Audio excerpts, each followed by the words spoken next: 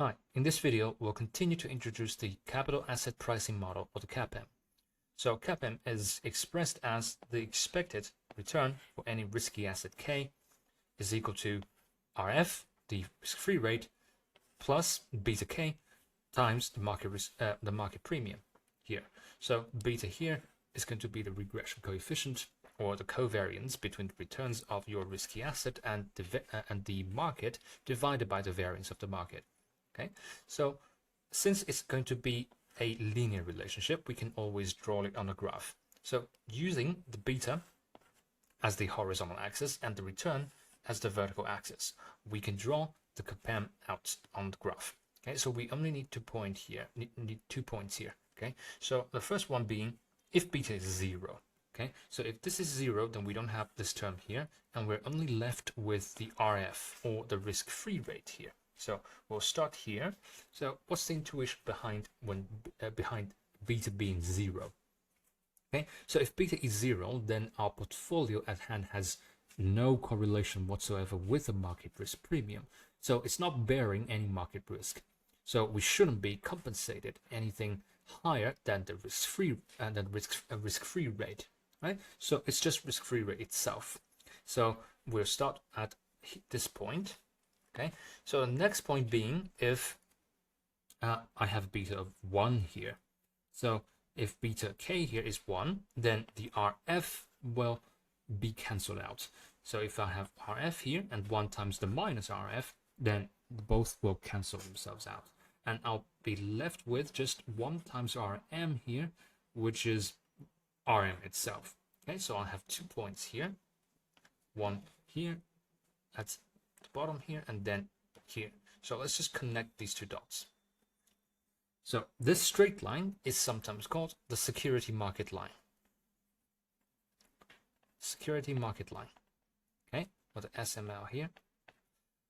Right, so try not to confuse this with the capital allocation line, which is from the efficient frontier. Okay, so the difference here being, if we're using the security market line, then the horizontal axis will be the beta here. So although beta also captures some sense of risk, but it's not the same as the standard deviation here. Okay, so if we're using beta, then we'll just refer to it by itself. It's just beta. Okay, so on the horizontal, on the vertical axis is still the return. So make it clear that this SML, or the security market line, is very different from the capital allocation line. Okay, so also notice this point. So any point with a beta of 1 will give you the return, or expected return, the same as the market portfolio. Okay, so any portfolio with a beta that is greater than 1, then you would have a expected return that is higher than your market expected return here, right? And any beta that is lower than 1 will give you a lower return compared to the market expected return here. Okay, so again, as a final remark here, CAPM is just a model. It's a predictive model, so same as any of those simple linear regression model here.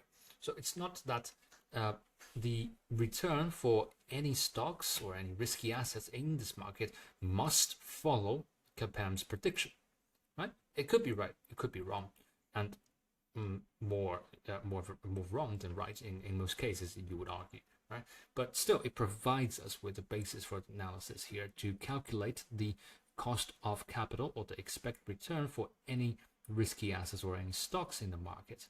Okay, so it is perfectly natural, perfectly realistic if we see some of those actual returns for the stocks being higher or lower, or lying on different parts of the graph here.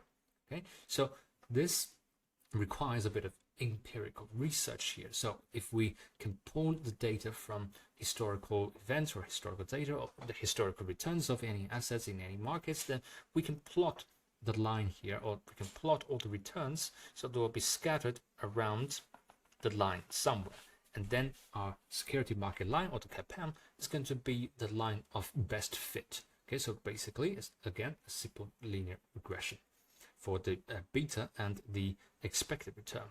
So use CAPM with some caution. Okay, so it's not the return of some of these stocks or any of these stocks in this market must be this way. It must be what CAPM tells you.